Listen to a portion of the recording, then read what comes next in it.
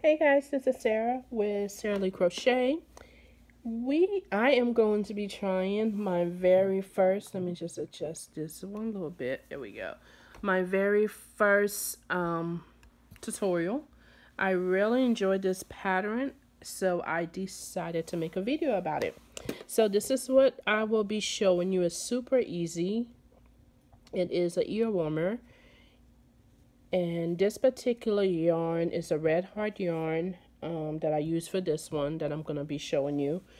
And this is a red heart multicolor. I bought it at Walmart. And that's what this is.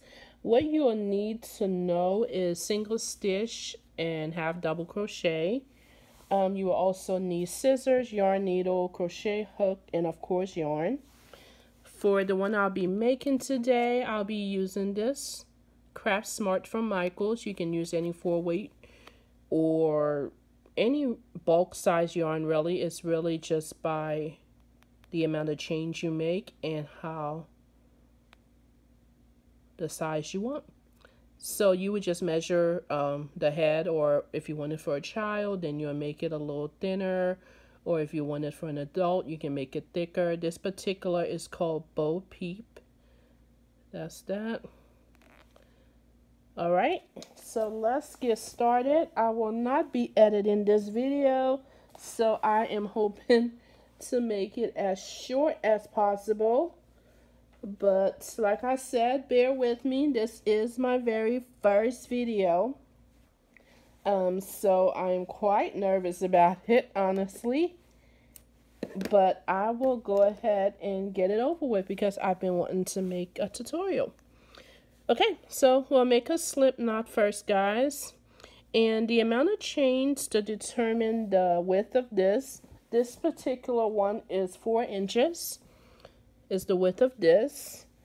And the amount of chains, I'm using a 5.5 hook. You can use a whatever you want. If you want a tighter stitch, it's totally up to you and it's totally flexible. So that's what I like about this pattern. So like I said, it will be an even number chain plus 1. So I'm doing 15. So I have 1, 2, 3, 4, 5, 6, 7, 8, 9, 10, 11, 12, 13, 14, 15. Okay, it is a repeat pattern. So the way you start, again guys, this is my first video, so be nice. The second stitch from the hook, so there's one stitch, there's the second, we'll be doing a slip stitch in that. And then the next stitch, we'll do a half double crochet, and then slip stitch, half double crochet, slip stitch, half double crochet, slip stitch, half double crochet, slip stitch. It's so weird when you're recording. Half double crochet, slip stitch,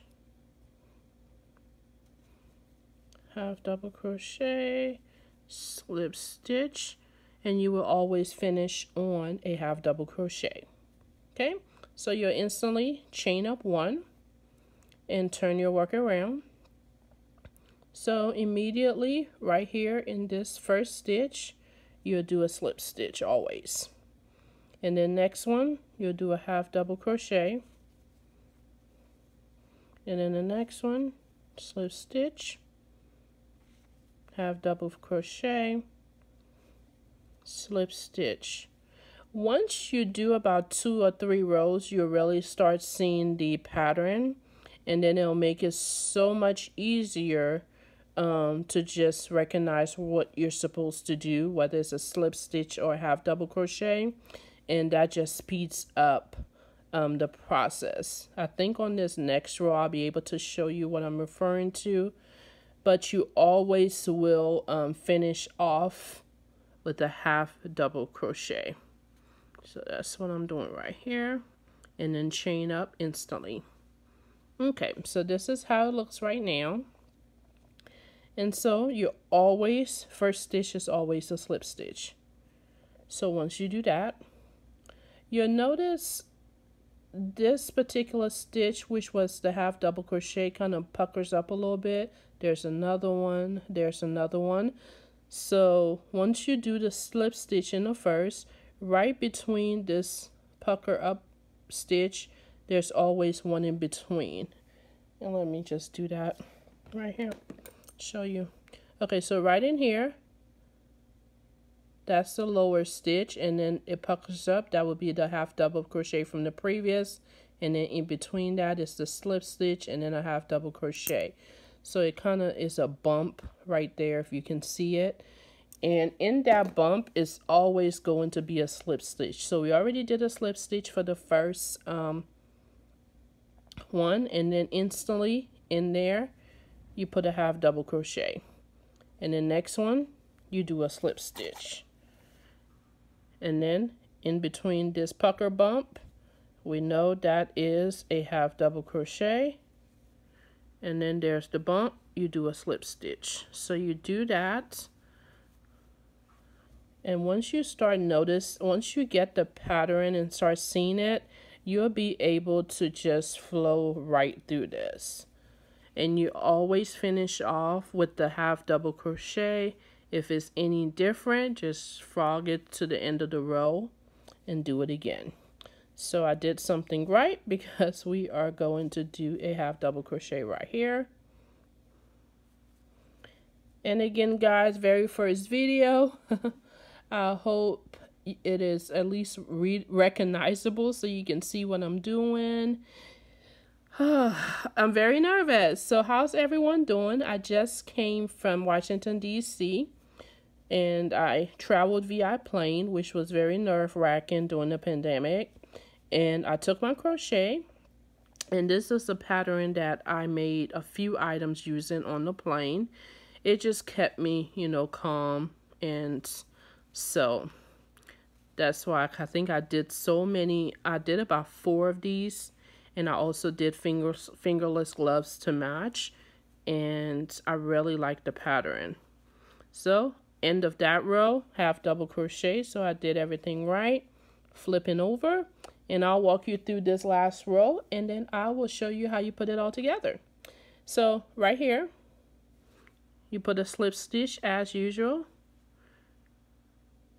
We go, and then after that, half double crochet. Got some yarn here. See that pucker right there? You get a slip stitch in there. In between, you get a half double crochet, slip stitch,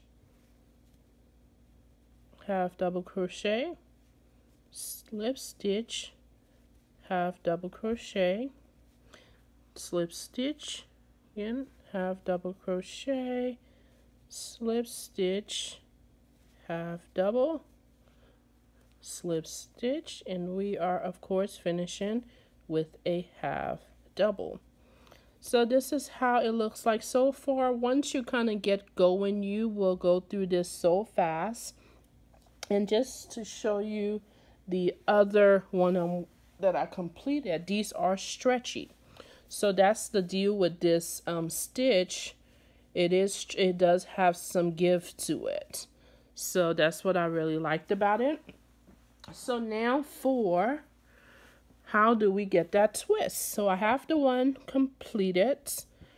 This one is 11 inches folded from side to side. That's the sizing I have for a adult. So that is what I'm doing with that. So what you do is that if you're working and you don't like some yarn, the pattern on one side may be a little different as far as the yarn if you're using variegated. But honestly, with this stitch is pretty much the same. But in case, let's say you like one side better. Let's say I like this side better, and this is the side I want on the outside. So this is the side I want on the outside. So when I'm getting ready to sew it, I want to have that side facing me. Okay? And let me just twist it this way. So I want to have that side facing me. So this is the side I like. So I have that facing me. And then what I do is you put it together like this. Okay, so you put them in like this, if you can see. So you kind of fold them together, and then you sandwich them. It just doesn't matter. I do it anyway. It doesn't matter as long as they're in like this. Okay, and so you make it so it's as even as possible, so they're all 4 layers are overlapping. Okay. Okay, so you get it like that. And as you can see, my end is over here inside. It doesn't matter. What I do, I just go straight through with the yarn needle. Pretty much you're just sewing all of these together. So I just go through, back and forth, just to go ahead and secure it first. Okay, so you can adjust anything as you go, but just make sure you are getting all 4 layers, okay? And go through there. There again. Like that. Okay. And then I just put that tail on there somewhere and then just go over it. So I like to go again one more time. And on the end of this, I kind of go in.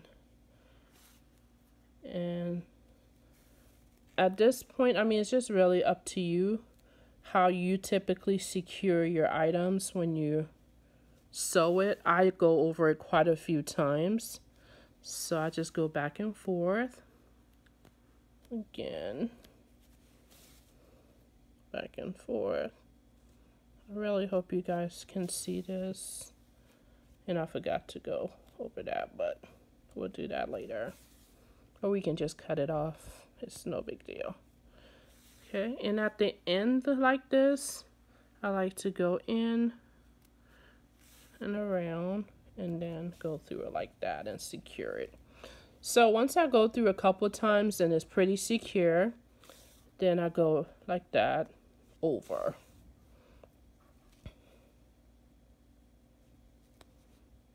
Make sure I'm going through all layers. All layers. And you got the idea.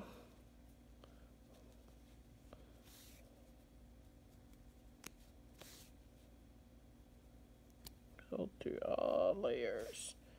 And this is just a double security kind of thing, because with it being a headband, it's going to stretch, and you just want to make sure that the areas that it's stretching in is secure. So I just kind of go over it over again, especially the ends of it, because usually those are the areas that have the most stretch. So I just sew like what I did here. I'm just going to tie a knot into this, and for this one I'm just going to weave in my ends here, and I just put it through a few times, not ever going into the same spot.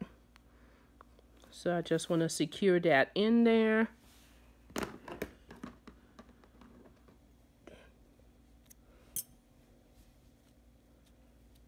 And I'll go ahead and do the same with this one. And guys, I don't edit my videos. Maybe I will in the future, but right now it's just such a small channel. So, and with me just starting doing videos, it's just not something I do. Okay, so I got that in there. You can go back and forth as many times as you like. Okay, so then with it being secured, then you flip it over. And voila, you have a twisted headband. And I just noticed you can't see the twist that well with this particular yarn. But this is what it is. You can see a little better with this one. Alright, so that's what we have, guys. We have a 2 twisted yarn. This is another one I made. And I think they're pretty cute. Let me know what you think. I am going to put it on a mannequin and take a couple of pictures so you can see and let me know. But here we go, guys. Everyone have a great day, be blessed, and I'll talk to you later.